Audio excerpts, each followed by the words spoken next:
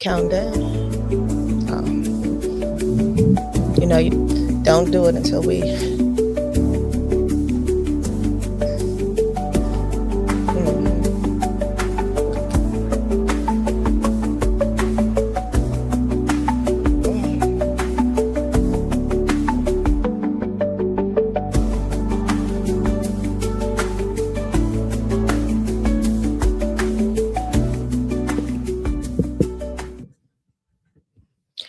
Welcome back to Candidly Fierce, where we have real conversations about truth, alignment, execution, and building a life that's connected to who we are called to be. I'm your host, Therese Alexander. Over the last few episodes, we've talked a lot about losing ourselves. We've also talked about outgrowing environments, misalignment, and releasing what no longer serves us. And if you've been listening, you may have noticed a pattern. Every episode requires you to make a decision to become aware, a decision to change, a decision to release. But today, I want to talk about the decision that many people simply avoid, and that's the decision to execute. Because if I'm honest, there was a season in my life when I knew exactly what to do, and I still wasn't doing it. You see, the next steps were clear. The opportunities, they were there. The resources, yep, they were there too. And guess what? The vision was there. And yet, for some odd reason, I still wasn't moving. Not because I didn't know what to do, not because I wasn't capable, not even because I lacked information. I wasn't moving because I was waiting for confidence, waiting for certainty, waiting for clarity, confirmation, the perfect time, and for everything to just feel right. And maybe you're there right now. You know what needs to happen. You know what conversations need to be had. You know what opportunities need to be pursued. You even know what decisions need to be made. You know what actions need to be and you know what actions need to be taken. The question isn't whether you know. The question is, what are you waiting for? For a long time, I thought I was waiting until I was ready. But that wasn't it. Because when I look back, I realized I wasn't waiting for readiness. I was waiting for guarantees. I wanted all the answers. I wanted confidence, certainty, and clarity before I moved. I wanted God to show me the entire process before I took the first step. I didn't just want the destination, I wanted a vision of every step in between. And if I'm honest, that's where many of us want. We say we trust God. We say we have faith in his ability, but that's not true because what we're really saying is, God, I'll trust you once you explain everything. God, I'll trust you once I know how it's all going to work out. God, I'll trust you once I can see the path. But guess what? That's not faith. Faith is taking the step before you have all the answers. Faith is moving before everything makes sense. Faith is trusting the process when all you can see is the next step. And for a long time, I struggled with that because I wanted certainty. Again, I wanted guarantees. And the longer I waited for them, the longer I stayed stuck. Then one day I realized something. The very things I was waiting for were on the other side of execution. Confidence, clarity, certainty, momentum, all of it. I thought those things came before action, but I learned in a very long, unnecessary process that they are created through action. One of the best examples of this happened when I was asked to develop a strategic plan in an area where I had little, actually no experience. I questioned myself. I questioned my ability. I questioned whether I knew enough. I questioned whether I was even the right person for this assignment. You know what I mean? I had all the self-doubt, but I started it anyway. I took the first step. I interviewed stakeholders. I asked questions. I learned the organization. I listened. I researched. Then I executed. And something so interesting and amazing happened. The more I executed, the more confident I became. The more conversations I had, the more clarity I gained. The more I learned, the less intimidating the assignment became. And eventually, the stakeholders became engaged. The conversations became so productive. The work became meaningful, and a strategic plan came together. Looking back now, what stands out most isn't the project itself, it's the lesson. Nobody could see the self doubt I carried when I started. They only saw someone showing up and doing the work. And that's when I learned something I will never forget. Confidence does not create execution, execution creates confidence. And I think that's where so many people get stuck. They're waiting to feel ready, qualified, confident. They're waiting for fear to just disappear. But fear doesn't disappear before action. Most of the time, fear loses its power because of action. The more you move, the less power fear has over you. And if I'm honest, fear was a bigger factor in my head than I wanted to admit. Not fear of failure, fear of being labeled as a hypocrite. I didn't want to encourage other people to execute while I was over here procrastinating in areas of my own life. I didn't want to tell people to move forward while I was still standing still. I didn't want to encourage people to pursue purpose while I was still trying to understand mine. And underneath all of that was another fear. I was so afraid of building a life I wasn't connected to. I was afraid of pursuing goals that weren't aligned with my purpose.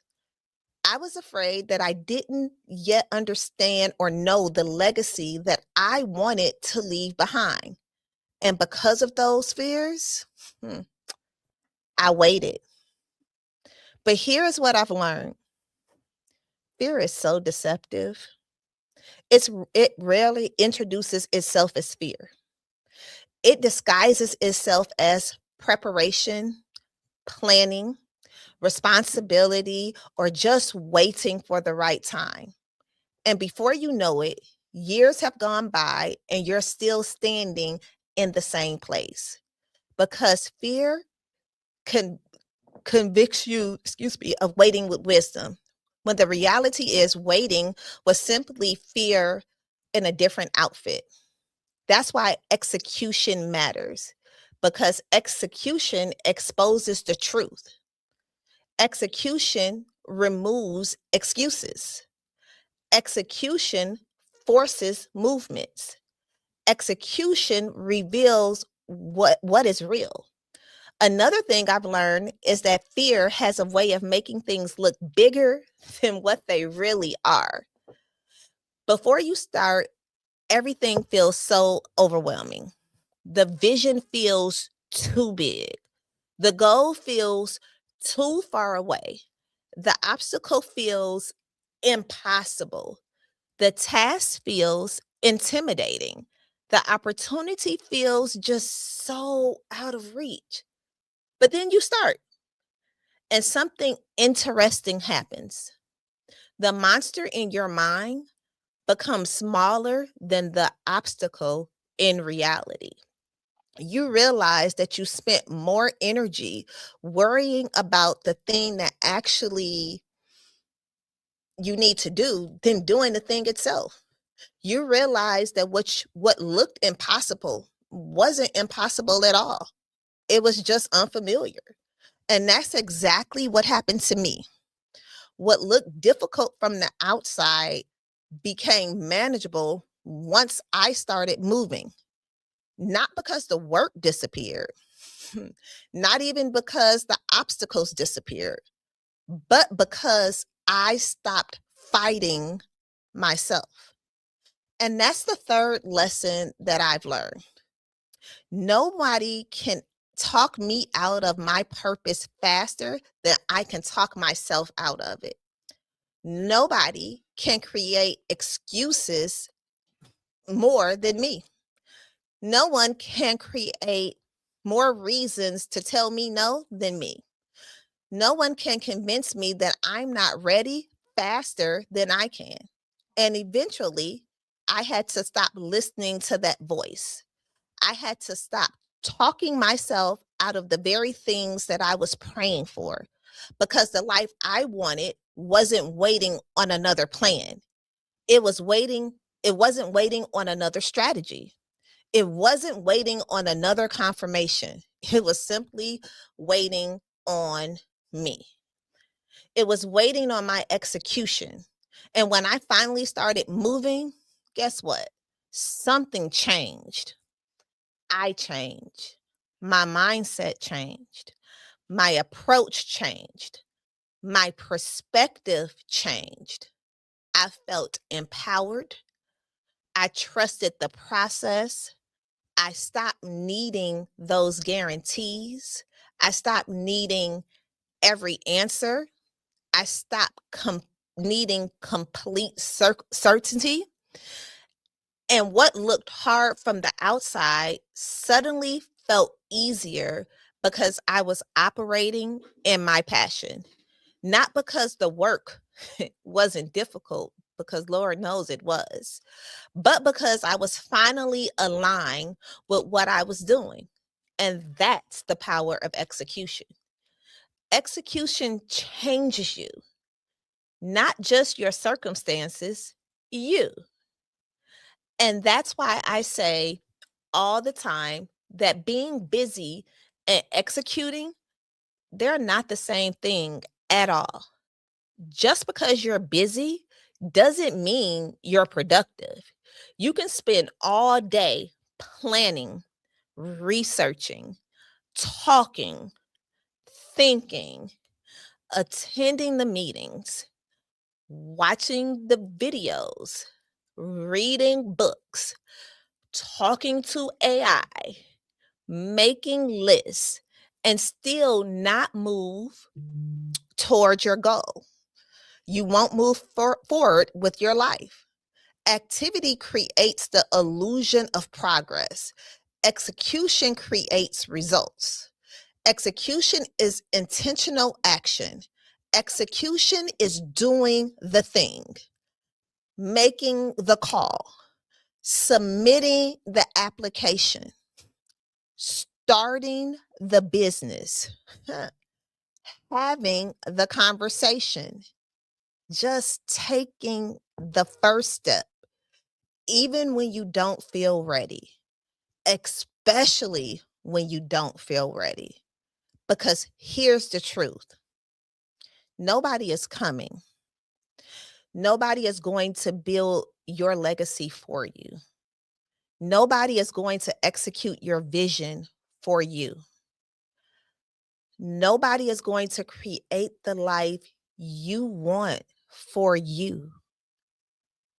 There comes a moment when you have to simply decide. You have to move. You have to act.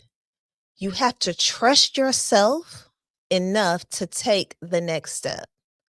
And if there's one thing I want you to take away from today's conversation, it's simply this. Stop waiting for execution to give you what only execution can create. Stop waiting for confidence because remember, execution creates confidence. Stop waiting for clarity because execution creates clarity. Stop waiting for momentum because execution creates momentum. Stop waiting for certainty because execution creates certainty. The life you're praying for is on the other side of your execution. So if you're listening today and you've been sitting on an idea, a dream, a goal, a vision, a next step, this is simply your reminder to just jump. Follow your gut. Do something. You don't need perfection. You don't need all the answers. You don't even need the entire roadmap. You only need enough courage to take the next step because every step will teach you something the sidelines never can. Before we close today, I want to leave you with two questions. The first one is, what are you waiting for? And the second one is, and what has waiting already cost you? Think about it, journal about it, pray about it, be honest about it, because lack of execution keeps you at the starting point in life. And the life you're praying for may be waiting on the other side of a decision. Thank you for joining me for another episode of Candidly Fears. If this conversation challenged you, encouraged you, or gave you something to think about, make sure you follow, subscribe, and share this episode with someone who needs to hear it. And until next time, stay fierce. See y'all.